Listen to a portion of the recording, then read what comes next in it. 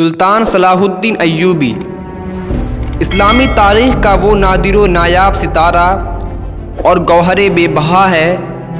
جس کی جابازی اور بہادری کی داستان نہ صرف مسلمانوں کو زبان زد ہے بلکہ دیگر قومیں بھی انہیں قدر کی نگاہوں سے دیکھتی ہے، جس کے گھوڑوں کی ٹاپ آج بھی مسیحیوں کے کانوں میں گونج رہی ہے، تو دوسری جانب اس کی رحم دلی اور سخاوت کی چھاپ مسیحیوں کے دلوں پر آج بھی نقش ہے۔ 1183 عیسوی میں عراق کے شہر تکریت میں پیدا ہونے والے اس مرد مجاہد کی زیر قیادت ایوبی سلطنت نے مصر، شام، یمن، عراق، حجاز اور دیار باکر پہ 1173 عیسوی سے 1193 عیسوی تک تقریباً 20 سالہ شاندار حکومت کی۔ 1186 میں رینالڈ کی زیر قیادت مسیحیوں کا ایک عظیم لشکر مدینہ منورہ پر حملہ کی غرض سے حجاز کی طرف روانہ ہوا، تو سلطان صلاح الدین ایوبی نے مقام حطین میں اس لشکر کی سرکوبی کی، اور 1187 عیسوی میں تاریخ کا خوفناک ترین جنگ ہوا، جس میں سلطان صلاح الدین ایوبی کی دانائی نے مسیحیوں کے چھکے چھڑا دیے اور 30,000 مسیحی مارے گئے اور 30,000 قید کر لیے گئے، اور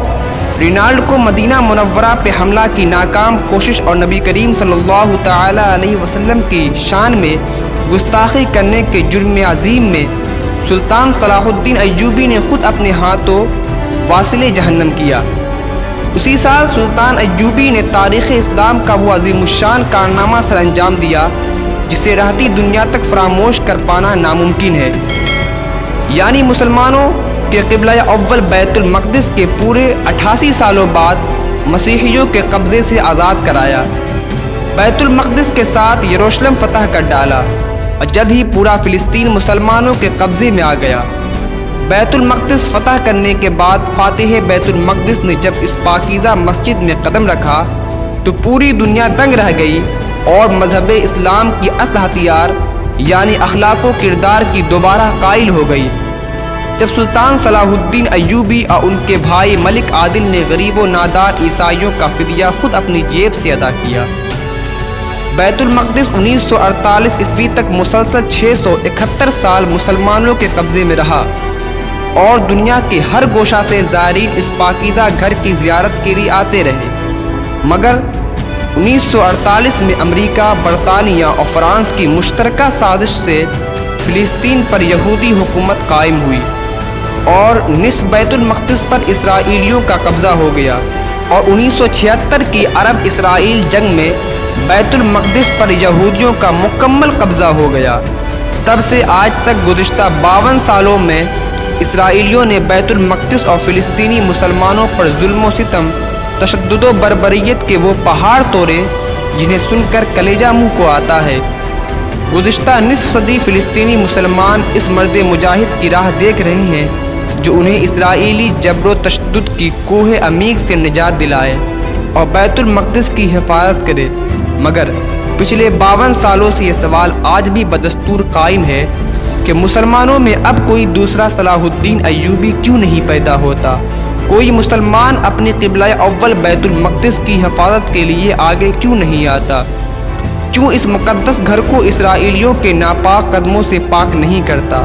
کیا مسلم آنکھیں فلسطینی مسلمانوں پر ہو رہی زیادتیوں کو نظر انداز کر رہی ہے، یا دیکھنے کی تاب نہیں رکھتے، یا پھر قوم مسلم درس بھول کر فلسطینی مسلمان بھائیوں کو اسرائیلیوں کے ہاتھوں فنا ہوتے دیکھ لطف اندوز ہو رہی ہے؟ کیوں کسی مسلمان میں ایوبی جرأت پیدا نہیں ہوتی؟ کیوں کسی مسلم نوجوانوں کے بازو میں ایوبی قوت نہیں سماتی؟ کیوں کسی مسلمان کے کلائی میں شمشیر ایوبی کی جوہر پیدا نہیں ہوتے؟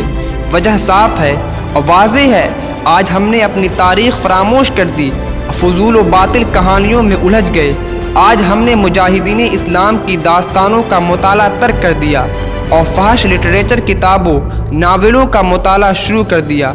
آج ہمارے بڑے بالخصوص ہماری مائیں بچوں کو فرضی چاند تارے کی کہانیاں سنانے لگی، انہیں فاتح بیت المقدس ایوبی، فاتح قسطنطنیہ محمد الفاتح، فاتح سندھ محمد بن قاسم جیسے بہادر سپاہیوں کی داستانیں یاد نہیں۔ ہمارے نئی اور آزاد خیال نسل نے اسلامی ہیروز کی زندگی سے سبق لینے کے بجائے مغربی تہذیب و تمدن سیکھنا شروع کر دیا ہے، اور یہی اصل وجہ ہے کہ اب تک کوئی دوسرا صلاح الدین ایوبی پیدا نہیں ہو سکا، کیونکہ اپنی تاریخ کو جو قوم بھلا دیتی ہے، صفحۂ ہستی سے وہ خود کو مٹا دیتی ہے۔ لہٰذا آج مسلمانوں کے لیے ضروری ہے